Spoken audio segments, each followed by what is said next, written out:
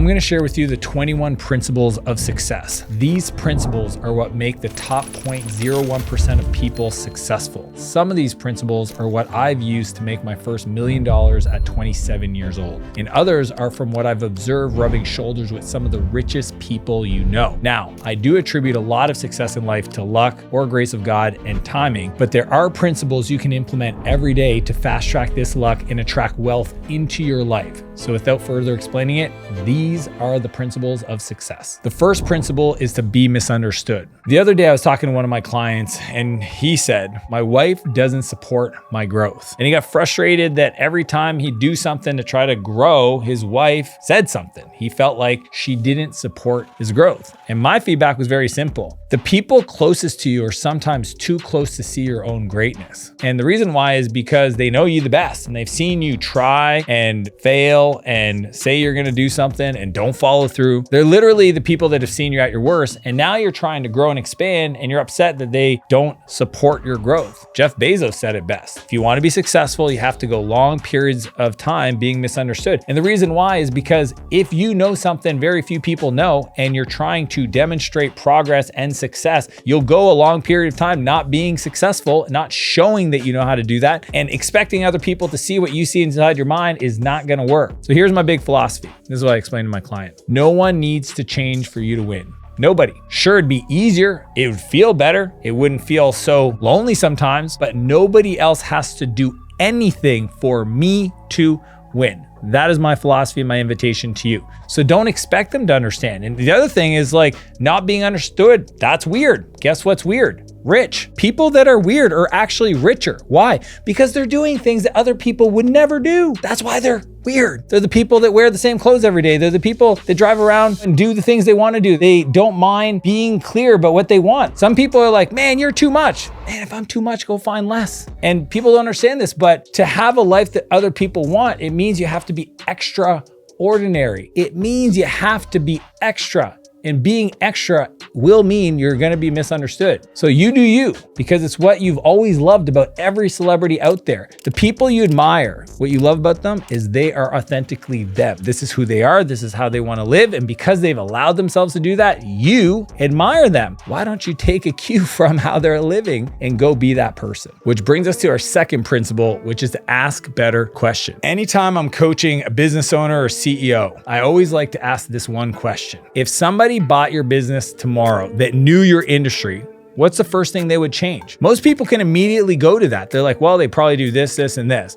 My follow-up is, why haven't you made that decision yet? See, most people know what they need to change, but they all have these backstories for why they haven't made that decision. So I just like using questions to give people the clarity of where they should focus their time and attention. You know, if you ask a better question, you'll live a better life. So for example, my 1-3-1 rule, it's a very simple premise. What's the one problem you're dealing with? What are the 3 options you evaluated? And what's the one recommendation that you have for your life? I can use that framework to have anybody reporting to me make decisions on my behalf, and 98% of the time, they're awesome. Another question I love to ask people is, what are you pretending not to know? I had a friend the other day, and he was building out a sales team, and he hired a VA in the Philippines for $1,500 a month, plus 4% of the sales commission. And this is interesting because this is a person that knows how to grow a business, but for some reason, he decided, I'm gonna go hire somebody in another part of the world, paying them very little and only 4% of the sales. For what? So that you don't get sales? When it didn't work out and he asked me what was going on, I said, dude, hire a killer. Go find somebody that actually knows how to sell. Give them 20% of the sale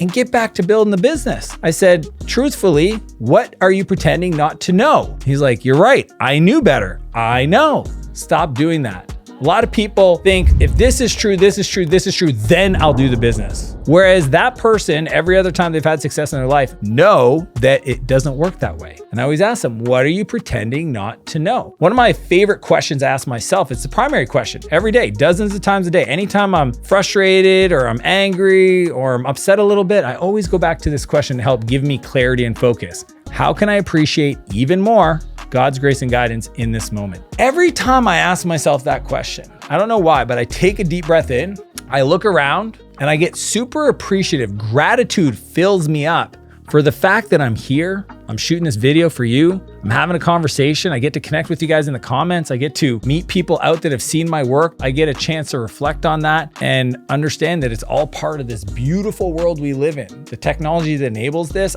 that's where I go with that question. But think about it. Power of questions. See, what questions do is they focus our mind. Questions cut through all the noise and give us clarity of what we need to do next. I love asking my team questions to help guide them because telling them means I always got to tell them. If I ask them a question that gives them clarity and direction, then they can ask themselves the exact same question when I'm not around. So my philosophy is very simple. A problem well defined is a problem half solved. And if you ask the right question, you'll get to the defined problem. The uncreative mind can spot wrong answers, but it takes a very creative mind to spot winning questions. I think a lot of people don't realize that our lives are dictated by the questions we continue to ask ourselves. Am I enough? Am I doing the right thing? Am I successful enough? Literally the questions define their life, but they don't actually go and research other questions that could help them come up with better answers. And that's why this is such a powerful principle. Which brings us to the third principle, which is to be resourceful. In all my companies, I have this thing called the 50 to fix it. It's kind of a cool principle. It's 50 to fix it if you're just a frontline worker, 500 if you're a leader,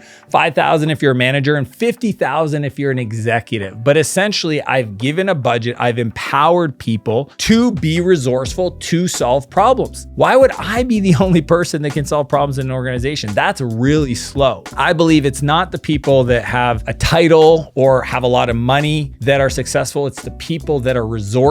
They find opportunities to do things. Even when everybody else doesn't believe that there's a path forward, they get resourceful. Think about Elon Musk, okay? He said, my mission is to colonize Mars. He believes being a multiplanetary species is a smart move. Now, to actually go to Mars, it's gonna cost $1 bazillion. So where does he find the money? Starlink. See, most people don't realize that the telecommunications space on planet Earth, that market is huge. It might be a couple $1 trillion.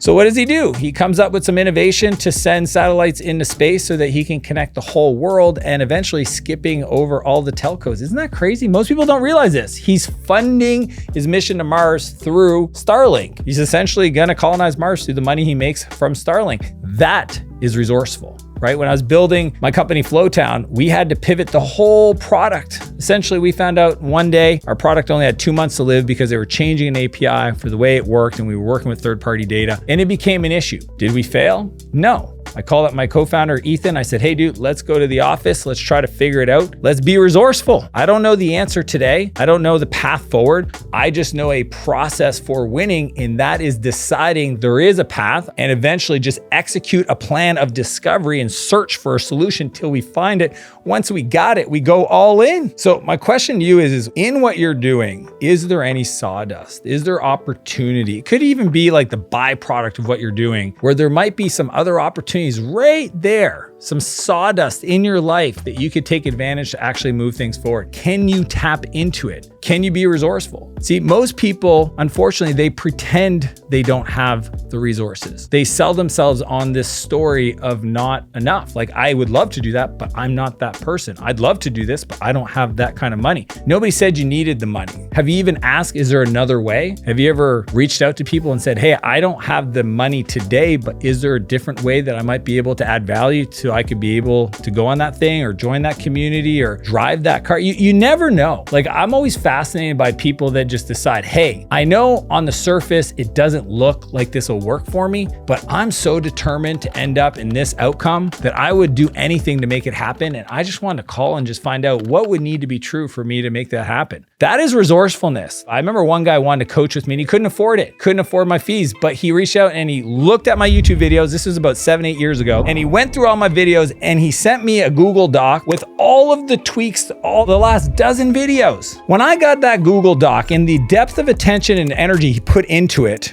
I immediately reached back out, asked him for a cell number, got on a phone with him, and found a way to work with the guy. I mean, here's somebody that demonstrated his value ahead of time, even though we didn't need it. And I was just like so grateful. I was just like, man, I will do that. That is resourceful. Most people think, oh, don't have the money, job's not there, can't get it. No. Don't be that person. Decide what needs to be true for me to get this opportunity. Which brings us to number 4, which is give to get. When I was 17, I ended up in rehab. I was hanging around with the wrong people, doing stuff I shouldn't have been doing, and I ended up a drug addict. And I went through this 11-month program, this place called Portage, and it literally saved my life. I was not gonna continue walking on this earth prior to going to this place. I just didn't have any self-worth, and it helped me really understand my value. And the best part is helped me rebuild the relationship that I'd broken with my family. And one of the biggest ideas that I got from being in rehab is this philosophy that if you want to keep your sobriety, you got to help other people stay sober. It's such a simple idea. The more you help other people achieve something, the more you'll have it for yourself. And it's one of kind of the 12 steps, the whole idea of being a mentor to somebody else, being somebody else's sponsor. And I think that philosophy, when I look at all the most successful people in my life, people I look up to, my mentors, my coaches, these are people that have a desire to help other people in a way that very few understand. A long time ago, I realized you receive what you desire for others. Think about that. If you want to be rich, you should desire other people to get rich. If you want to be healthy, you should desire other people to get healthy. And you can only keep what you give away. So if you want more love, don't wish. Why don't people love me more?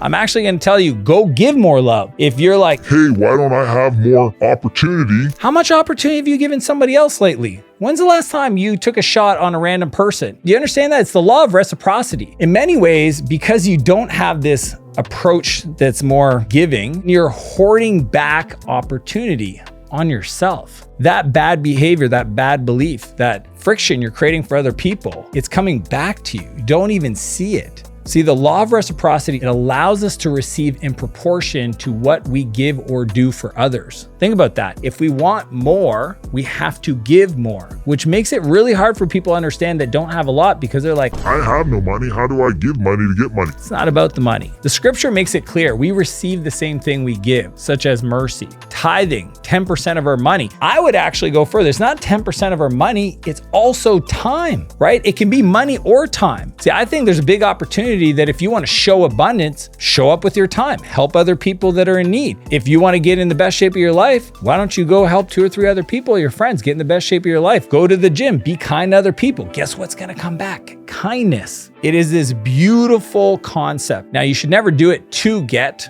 because then it's very transactional. But I think it's just this belief, this principle that if you can get behind, it'll serve you in the biggest ways. Which brings us to number 5, which is to have extreme ownership. During COVID, I was training for an Ironman, and because of all the things that went on in the world, which makes total sense, our race got canceled. And in that moment, after training 1.5 years, I had to make a decision. Do I accept that the race got canceled and I just put off maybe 1 year or 2 years? Or do I focus on what I can control, what I call controlling the controllables, and really focus on how I responded to that situation? And after reviewing our options and consideration, we decided to race. And we kept training. And 6 months later, we ran our own unofficial Ironman. We called it Corona Man.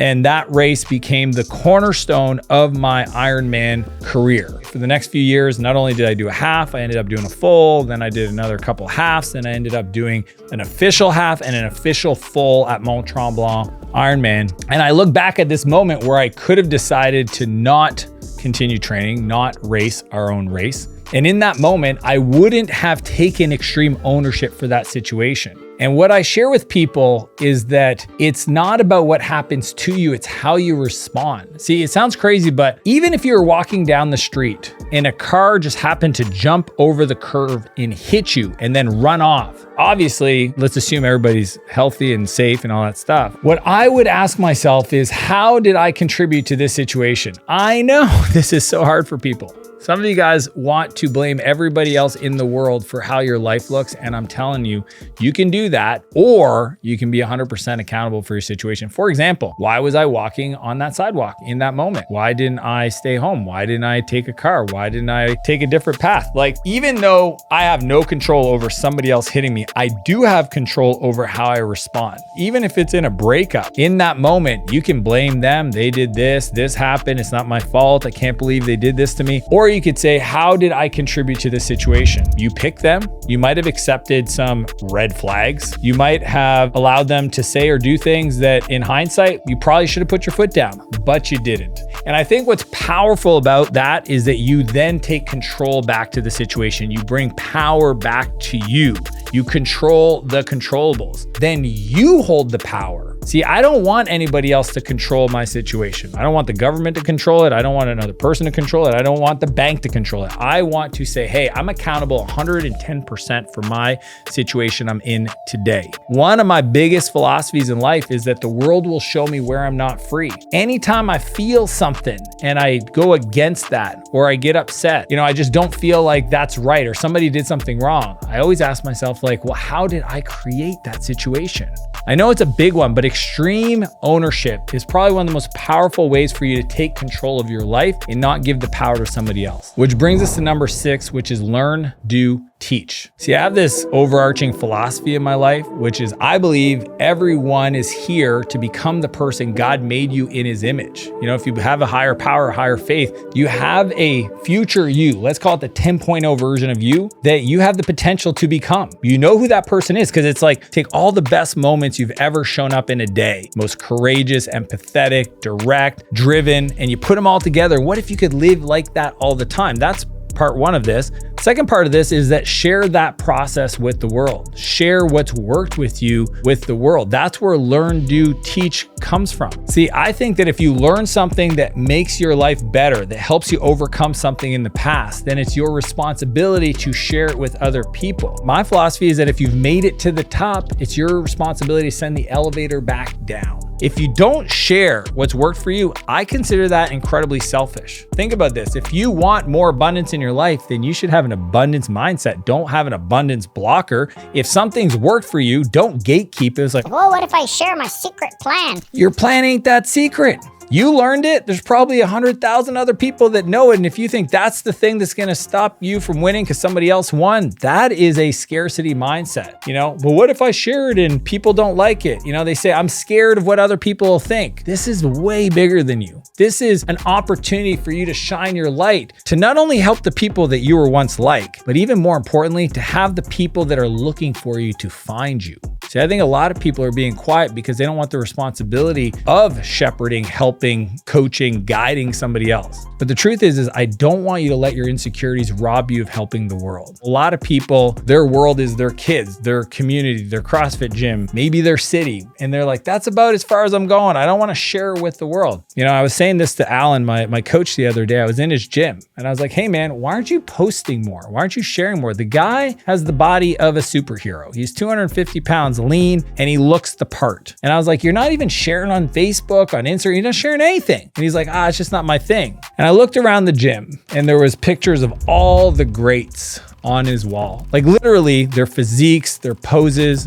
on all the walls. And I said, what if all these people had that same mentality? Are these people that inspired you? Yeah, they inspire me. Arnold, etc. Yeah, these people inspired me to become who I am. What if they never allowed another person to take a picture of them? Where would you be? I could tell in that moment, he got it. This isn't about him. It's his opportunity to help the people that are in his position where he was when he first discovered their physique. Isn't that cool that we live in a world and that's kind of our purpose, all of us? I can tell you from personal experience, your life will feel full of fulfillment when you start shifting to learn, do, and teach other people. Which brings us to number 7, which is to invest in your priorities. See, there's this incredible book called High Performance Habits by Brendon Burchard. It's the book I recommend to my high performers. And his whole philosophy is helping people obviously understand where they want to go and what they want to achieve, but then really understand how to invest in developing the skills, acquiring the resources, the network, or whatever you need to accomplish those outcomes. See, a long time ago, I learned if I want to achieve anything, I could ask myself 2 questions. Where in my calendar is there time dedicated to that goal? And where in my bank account can I see transactions investing in that goal? So your calendar and bank account tell me what's important to you. So if you say my family and my health is important, then show me in your bank account and in your calendar where you've invested in it. Show me that you've blocked the time out and you've been deliberate about what you're going to do with that time. See, money and time is a clear indication of what's important to you. because what you invest in grows. A lot of people believe the grass is greenest in the other yard. I believe the grass is greenest where it's watered and fertilized, which brings us to number 8, which is to ask for bigger problems. I know, you're like, what? Why would I want bigger problems? Here's my philosophy. If we want a bigger life, we have to have bigger problems. One time, Oprah was getting sued for $1 billion. The mad cow industry was mad at something she said about the meat quality or something like that. And somebody asked her like, oh my gosh, Oprah, aren't you upset that you're getting sued for $1 billion?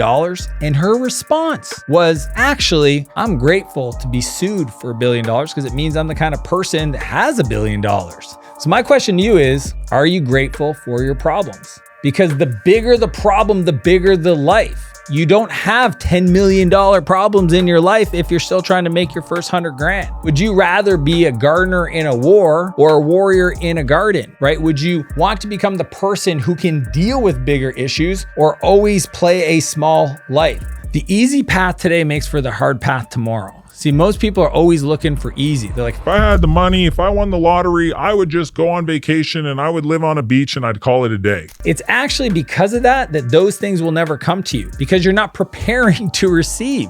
You're saying, I don't want challenges. I don't want hardship. I want things to be easy. The challenge is that anything you want in life, it will challenge you because in the challenges where you develop and grow. It's kind of crazy, but understand this. The reason it's a challenge for you and not for somebody else is because the other person has grown past it. See, some of you guys can't even manage $100,000. I'll tell you, because you can't do that, you ain't gonna be given $1 million. A long time ago, Jim Rohn said, you better hope nobody gives you $1 million until you become a millionaire because getting $1 million is not the same as becoming a millionaire. A millionaire knows how to create $1 million. He also said something I loved. He says, don't wish life was easier, wish you were better.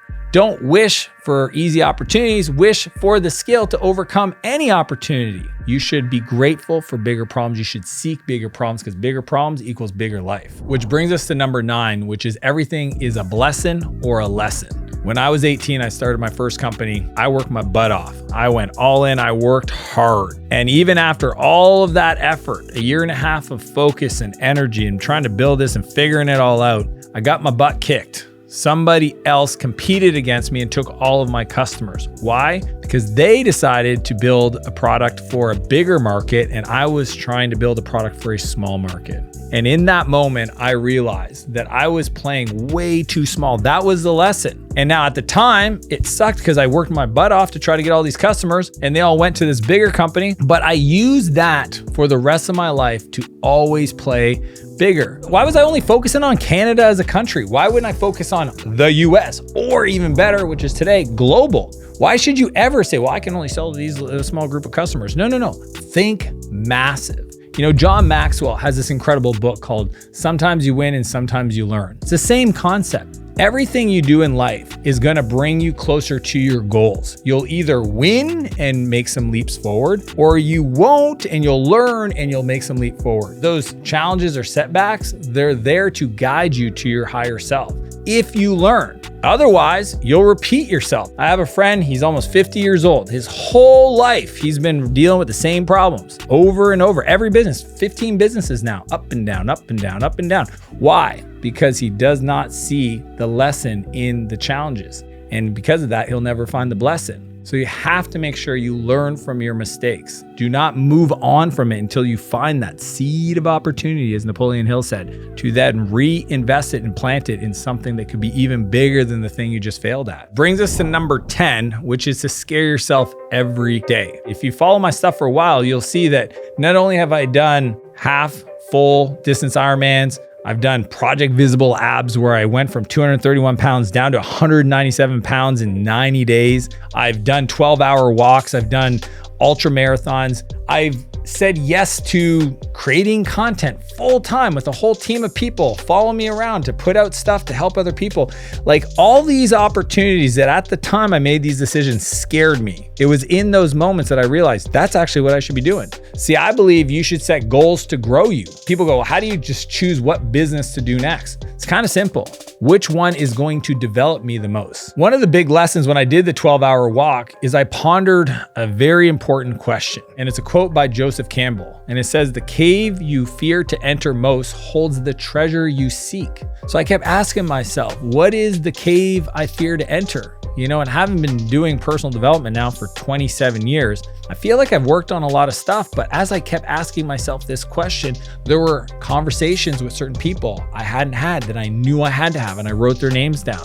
And it's just, it could be as subtle as that conversation. It could be as important as deciding where you're going to live. It could be even more important as deciding to change your career and go start a business. I don't know what it is for you, but there's something that you haven't made a decision around that is scaring you. That is your comfort zone, staying where you're at, even if it's not positive. The devil you know is a lot less scarier than the devil you don't know. So some people just stay in the same place, even though it's not positive, because they're scared. Sometimes people don't make decisions because they're worried to have imposter syndrome. I actually think it's a good thing. If I have imposter syndrome around what I'm about to do, it tells me I'm on the right path. You know, another philosophy is exposure therapy. A lot of phobias out there. One of the easiest ways to help people get over that is to literally get them in that environment where they just got to allow their central nervous system to regulate, and eventually they will get over that phobia. Another one of my favorite frameworks is the rule of 1,000, or the expert frame by my buddy Alex Hormozy. His philosophy is this, is that if you're scared to make a decision, pretend you've made this decision 1,000 times. What if you just did this thing 1,000 times? Firing somebody, dating somebody, raising capital from somebody. How would you feel the 1,000th time? It would feel pretty normal. And that's kind of the whole idea, is sometimes you have to do things over and over again until it just becomes the norm, so that you can expand your exposure. You can expand what scares you, so you can kind of keep pushing at the edges. Because once a mind is expanded, it cannot contract, so that you keep growing and pushing yourself outside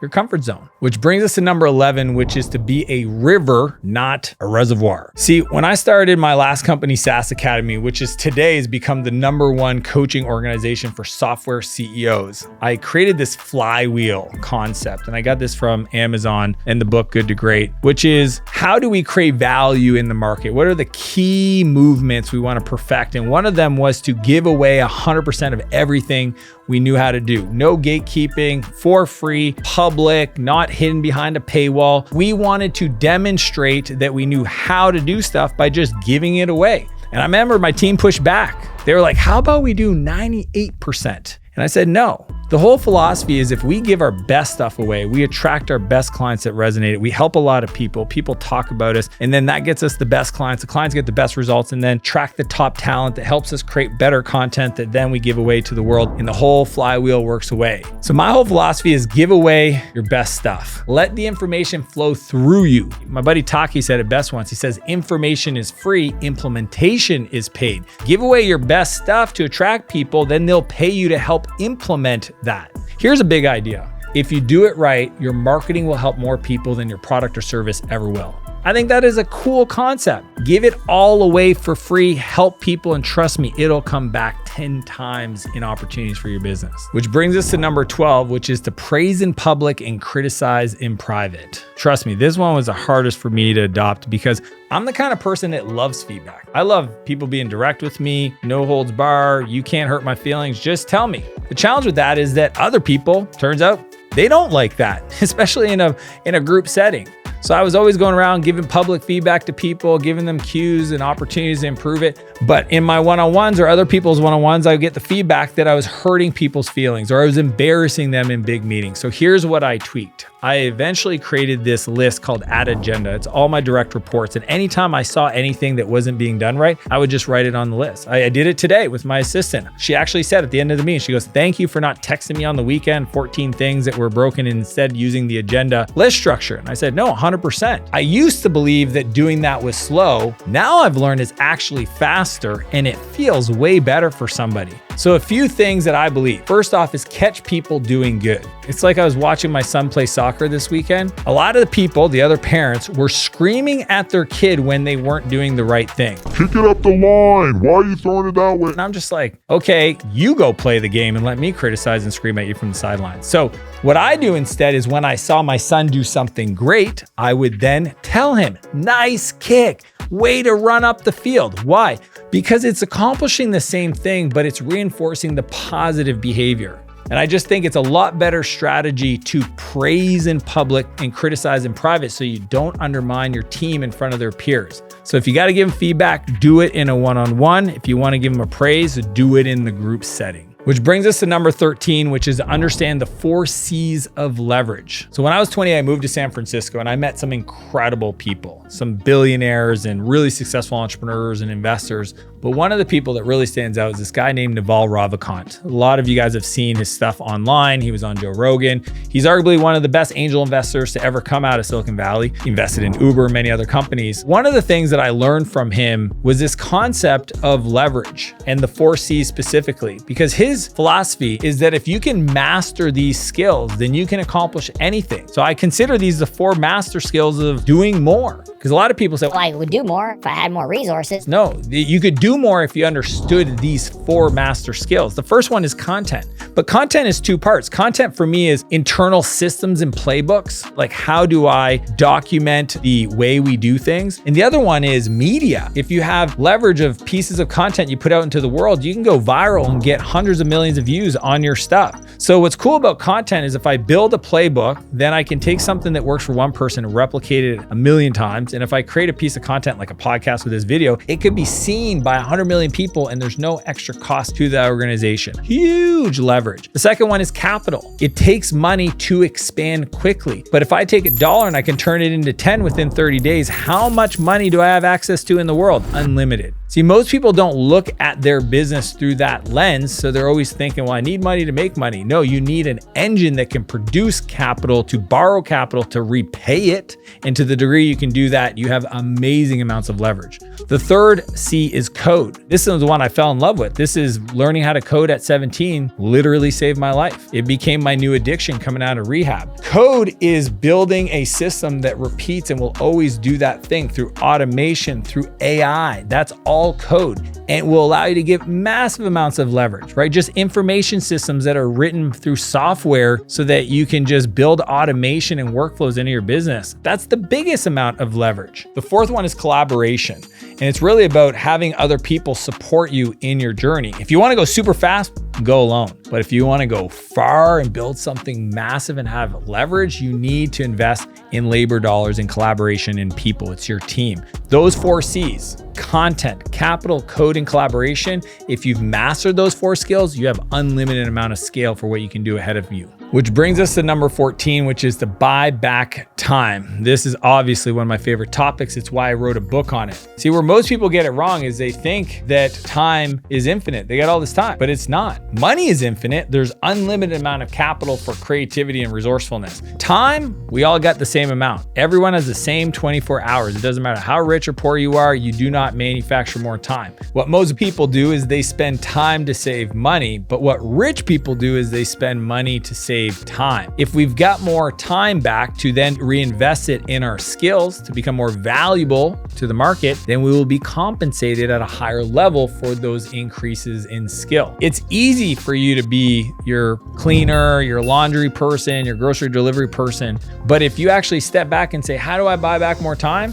Why don't you have somebody else clean your house, do your laundry, or deliver your groceries? These are simple apps in today's world. You don't need to be doing everything yourself just because you can do it. See, most people have a hard time giving anything to somebody else because there's fear around it. What if they do it wrong? That's the skill that you need to go develop, is how to delegate. Why does everything need to happen yourself? My belief is you want to figure out what you do that creates the most value in this world that you actually enjoy doing, and then delegate everything else to other people so you can get the time back to do the thing that makes you the most money that you actually enjoy. Which brings us to 15, which is the 10-80-10 rule. This is for people that have creative positions and they're like, There's no way somebody else can help me. It requires a very unique mind, and I am an artist or a creative, and it's hard to get other people to help me. If you didn't know this, all the top creative people that you know about have done this at scale. People like Steve Jobs, when he would go into the design studio, he would sit down with Johnny Ives and they would collaborate on that first 10% of a new product product idea. And then Johnny and his team would go out and spend 80% trying to prototype stuff. And then Steve would come back a couple weeks later and they'd spend the next 10% of that project's life trying to figure out how to integrate and perfect it and really make it work. Gary Vaynerchuk, that's how he does Team Gary. He's got a bunch of people that he collaborates with that then take those ideation phases and creates different ideas and content and then sends it back to him so that he can publish it on all his different social media. So I've broken this down into those three parts. The first phase is ideation. The 10% where you sit down and you collaborate on what does this look like when it's done, and here's the different resources and ideas I have around getting it done. The second phase is execution. It's the 80% done by somebody else. Having somebody else support you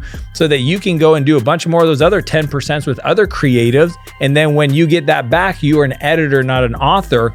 The third phase is integration. Take the final product and give feedback to tweak it so that you can then present it or use it, but you don't have to be the person that does the whole thing. It is way easier to be an editor than an author, and it gives you scale, especially in creative projects. Which brings us to number 16, which is the 10X mindset. My philosophy, I call it add a zero strategy. Anything in your business that you're working on, maybe it's lead generation, sales, onboarding customers, what would happen if you added a zero to the number of things going on in that department? What would break? In Dan Sullivan's book, 10X is easier than 2X, he argues it's actually easier for you to build a 10X vision and execute against it versus just a 2X. Why? A 10X vision requires you to fundamentally shift the way you've been thinking about solving the problem.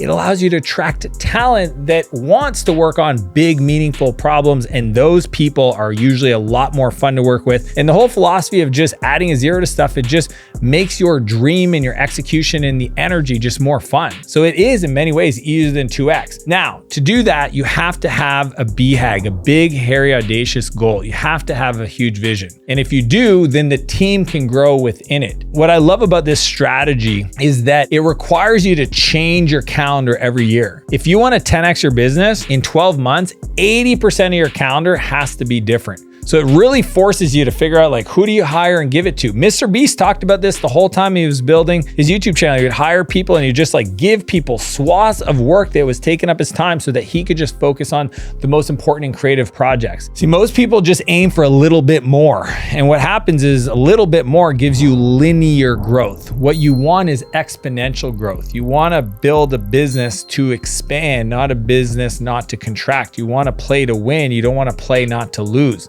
And it focuses on quantity of scale, not quality. Some of you guys are perfectionists, which is essentially a closet procrastinator. Okay, what are the main things you need to be doing right now to add a zero to your business so that you can then really force yourself to innovate and expand way outside your comfort zone to achieve your dreams? Which brings us to number 17, which are the 4 levels of luck. I first read about this on Naval's blog back in the day, where he was talking about Warren Buffett. These 4 levels of luck work this way. You have pure luck, which is people that buy lottery tickets. It literally is random. It's pure luck. You might win a bunch of money, but there's no skill. There's nothing involved, just pure luck.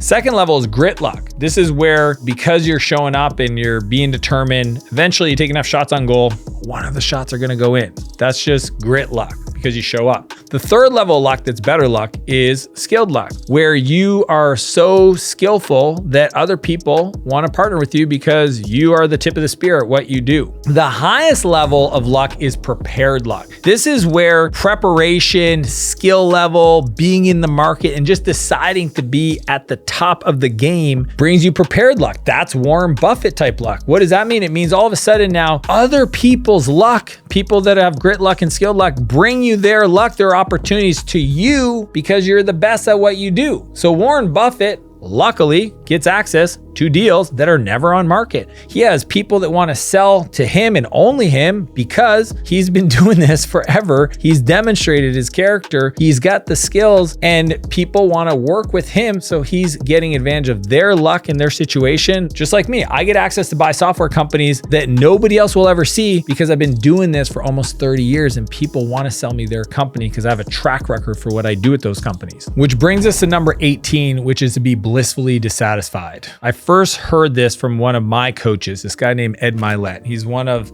the most successful people I've ever met. I've spent time with him at his home. I've interviewed him for my YouTube channel, and he's somebody that I speak to regularly about strategy in life. And his philosophy is that just because you want more, it doesn't mean you don't appreciate what you have. A lot of people can't allow themselves the permission to desire anything more in their life because they tell themselves a story that if I want more, that means I don't appreciate or I'm not grateful for what I have. And his whole philosophy is like, no, you have to be blissfully dissatisfied. You have to acknowledge that what you have is absolutely incredible and beautiful and have gratitude for it.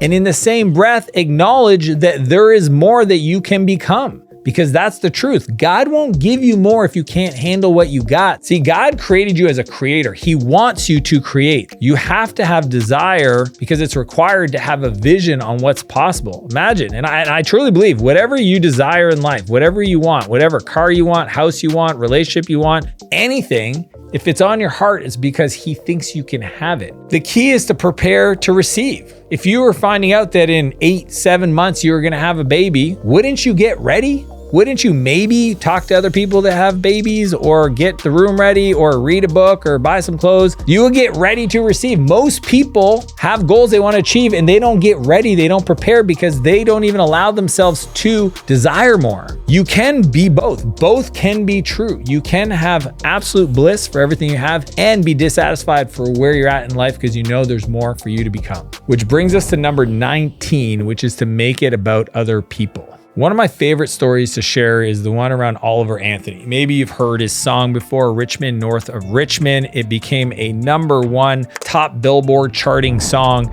came out of nowhere. People thought he was an industry plant. He was on Joe Rogan, and here's what he said that I absolutely loved on this topic. He said, "The day I gave my life to God and stopped making about himself and start making about other people, my life changed." Here's what I believe. The moment you dedicate yourself to being successful, not for you, but to help other people, that's the moment when everything gets activated. It requires energy of doing it for others. The energy of doing it for others is what's going to activate all your dreams. So stop thinking about you. Stop thinking about making yourself rich. Start asking yourself, how can I help other people get rich? Because it's not about you. Think about your customers. Do you read books for your customers? Or do you just read books for yourself? Do you listen to your audience if you're creating content? Or do you just pretend like they're not there and just keep creating for yourself? Do you create from a place of service? Or do you create from a place of what will I get? See, a lot of you guys are so focused on achievement, you forget that it's about contribution. Nobody's ever became broke by helping other people. Nobody's ever been sad when they're in a position to serve. Yet most people never learn this lesson. They make it about the I, the me. What will I get out of this? I'm always asking myself, how do I create more value for anybody else in the world than anybody else in their world? That's the question. That keeps me focused. That makes it about all of you. That's how you win. You could be one creative project away from absolutely changing your life, your whole life. One. But it's gonna have to come from a place of serving other people. Which brings us to number 20, which is to think in decades, not days. See, the other day I was on the phone with John Maxwell. He's the GOAT, the greatest of all time when it comes to leadership. I couldn't even believe I was on this phone call. And I thought it was gonna be a quick call. It turned out to be 45 minutes. The whole time I'm just asking him questions like, why do you wanna talk to me? And oh my gosh, you've done all these things in your life. I was just crazy impressed. And he says to me, Dan, don't be that impressed. I've been doing this for 53 years. I've been doing one thing for 53 years. I said, well, the 21 Irrefutable Laws of Leadership, what book number was that? He goes, that was number 13. I was like, what? I literally right there, I have his platinum edition signed by John Maxwell himself collection of books. He gave me this as a gift. Crazy. Many people are impressed with others who've had crazy amounts of success, but what they don't see is all the years of trying, all the years of failure, all the times they got pushed down and got back up. I've been doing what I've been doing for 27 years. Real meaningful entrepreneurship. And anybody that's going to compare their chapter 3 to my chapter 27 is silly. Just like trying to compare your first book to John Maxwell's 13th book. What I would encourage you to consider is, What could you do for a decade? Instead of beating yourself up after 6 months of trying, 3 years of trying, 5 years of trying, actually start at the beginning and say, I'm gonna do this for a decade. I'm gonna commit to this for the next 10 years. Just like when I started my YouTube channel, I said I will publish every week for the rest of my life. And I've done it now for almost 9 years. Here's the reality. You can tell how successful someone is by how far in the future they are thinking. If you're planning in years or months, you're just not thinking big enough. You want to dedicate a decade to a goal that is, I don't know how I'm gonna achieve it, but I know if I showed up every day for a decade and dedicated myself, that I would win. I would encourage people to give themselves a life sentence, because then it's a way of being and who they are, the identity, not something you do. See, a lot of people are like, I don't really want to go to the gym for the rest of my life. Or you just decide you're an athlete, or you just decide you're somebody that lifts weights, and that's just who you are. And then it's not hard. See, if every time you go to the gym, you have to have a negotiation with yourself to get off your butt to go to the gym because it's not something that's easy to you, and you keep telling yourself it's hard, guess what? It will be hard. But if you say, hey, this is just what I've dedicated myself to for the rest of my life. I've got a life sentence. I want to be in a great shape. I want to have energy. I want to have focus. I want to feel good. And that is my life sentence. So here's the standard, the routine, the habits, the rituals that I'm committed to. And because of that, you will live the rest of your life at a high quality life. But not if you do these short 6-month sprints, 3-month things, or whatever it is. No, dedicate a life sentence to achieving. Which brings us to number 21, which is there's no place to get to. I was coaching one of my clients once, and she was a very successful entrepreneur doing about 6 or 7 million. And I asked her, what's the big goal? What are we going to accomplish together? And she said 100 million exit within the next 3 years. I said, cool, easy. I'm just curious why? Why that number? Why that timeline? And she says to me, so that I can finally tell them all F you. And I was like, interesting. I said, have you ever Googled what percent of entrepreneurs, women-led businesses founded by women actually, have achieved 7 million in revenue, top line, especially in the last, she did it in 5 years. She's like, no. Turns out it's 0.02%. I then asked her, what are you waiting for? You've actually already achieved the thing you've been wanting to do. You created this arbitrary rule that unless it's $100 million exits within the next 3 years, that you're not allowed to feel good about yourself, to tell them F you. See, what I learned a long time ago is that if I asked you what are your dreams and goals in life, and you told me and we made a list of those things, essentially what most people do is that list are the rules that need to be met for you to feel happy, for you to feel enough, for you to feel successful. And it's actually a trap.